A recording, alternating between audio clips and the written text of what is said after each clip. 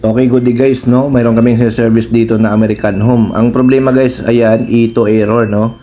So, nandito tayo ngayon guys sa Las Piñas, no? Nag-service, no? So, E2 error ng American Home. So, palitan na ito guys ng sensor ng ating customer. Pero ang problema guys, ganun pa rin, no? Nagkakaroon pa rin siya ng error. So, ang ginawa namin dito guys, check natin itong pinaka-door switch niya. Okay naman, no? Working naman. Wala naman siyang problema, no? Continuous, ayan, nagkakaroon naman siya, mayroon naman siyang continuity, no? So, E2 error guys, usually guys, ito yung problema sa mga ganitong model guys, yung E2 error, no? So, ayan. Yan, okay naman siya, no? Titest lang natin siya. Wala naman siyang problema, no? So, working naman guys yung kanyang door switch, no? So, kaya nagkakaroon siya. Usually kasi guys, ang E2 error, nasa sensor or sa board ang problema kasi yan, no? Pagka lumabas yung E2 error pagdating sa mga ganitong model, no? So ito yung sensor na pinalit nila, no?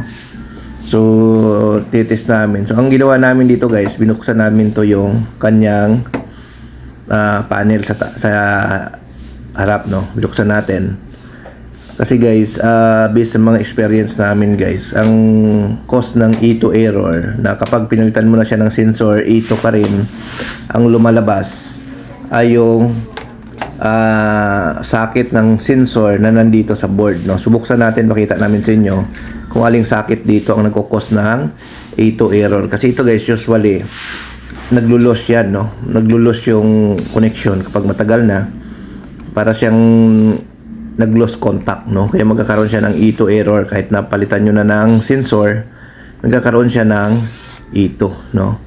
So ito yun guys ang binubuksan namin. Ayan. Ayan. So ayan guys, no? So itong parts na ito guys, yung kailangan nyong galawin, no? Yung tatlong wires guys, ito yung kulay blue, yan. Ito yan guys, no? Tatlong blue. Kailangan nyo to bunutin, tapos isaksak nyo ulit, no? Kapag nagkaroon siya ng E2 error kahit bago na yung sensor, no? So yun po lagi ang may problema dyan. Nagkaroon ng lost connection dyan sa socket na yan. Kaya ang gagawin nyo lang dyan guys, bunutin nyo lang yan, then isalpak nyo lang ulit, no? Para magkaroon siya ng contacts ulit or ma-check nyo kung mayroon siyang corrosion, no? So pero yun ang usually dyan, no? Marami na kaming experience nito na nagpalit na ng sensor. Ang problema, ito pa rin, no? So ito yun guys, no? So dahil itong socket na ito guys, connected ito doon sa sensor, no? Sa sensor po connected yan. So ayan, binalik na namin guys, binunot lang natin, tapos sinaksak natin ulit, tapos binalik na natin. So ito guys, double check na rin natin yung mga parts dito sa likod, no? Para sigurado tayo bago natin i-testing, no? So yung inlet valve, check na rin natin yung resistance value ng inlet, no? Kung buo pa, no? Pero hindi naman ito kasi connected sa ito, no? So parang ano na lang, general check up na lang ang gagawin natin para ma-check natin lahat, no? So yun. So testerin natin to resistance, no? Tingnan natin. Ayan, so tingnan natin. Ayan, 4.5, so walang problema, good, no? So okay siya. So ang itong sasalpak, ibabalik na natin to, tapos testerin natin ulit na nakakabit itong bump sensor para makita natin kung ayos na ba siya, no? Ibabalik muna natin to guys, no? Tapos testerin natin, no? So ganoon po kami guys, no? Tine-check natin isa-isa kasi nabuksan na rin naman natin, so i-checkin na rin natin, no? Para kung may problema makikita natin, no? Ayan, so balik lang muna natin to, tapos testerin ulit natin gamit tayo ng continuity. So ito yung sensor yun guys na pinalit nila, no? Ayan, so ito yun.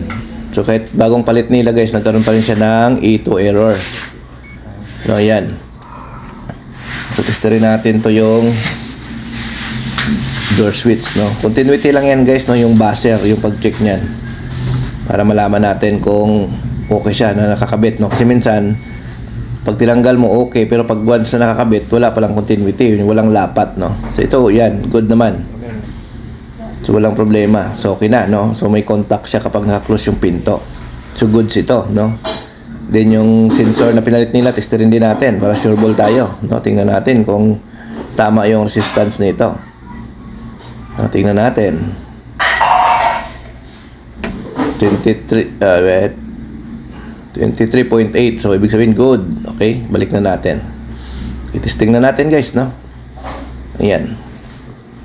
Testing na natin. Yun lang guys yung procedure na ginagawa namin kapag nagkaroon ng E2 error, no? Sa mga ganitong model ng washing machine, no?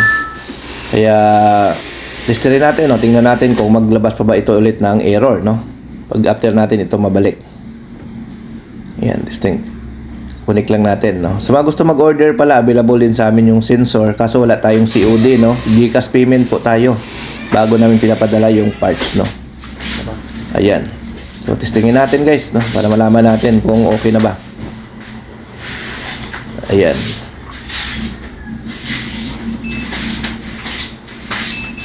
Ito yung American Home Smart Scene, no? So, sakit lagi nito yan, yung A2 error. Ayan. On natin. Lagay natin sa spin. Start natin, tingnan natin kung mag-error pa. So yan guys, wala na, no? Hindi na siya nag-error, naglabas na siya ng tubig, nagdi-drain na siya. Ayan. So, nag-drain. Tayo natin umikot guys. Ayan. Ayan, umikot na guys, oh. Ayan. So, A3 yan kapag iangat mo yung pinto. So, ibig sabihin, kapag door switch ang problema, A3 ang problema kapag ganitong model. No? So, working na ito guys, no? Wala na pong problema ito. So, yun lang ang naging cost nito guys, doon sa socket ng board, no? Kasi nga, nung pinalitan ng sensor, E2 pa rin. So, nag-loss yung socket doon na nakakonect sa board. So, yung socket na yun po yung socket na papuntang sensor, no? So, yun. So, sana makatulong ulit yung video natin na to, no? Sa mga nagto-troubleshoot, lalo na sa mga nagdi-DIY rin na pinalitan na ng sensor, ganun pa rin ang problema, no?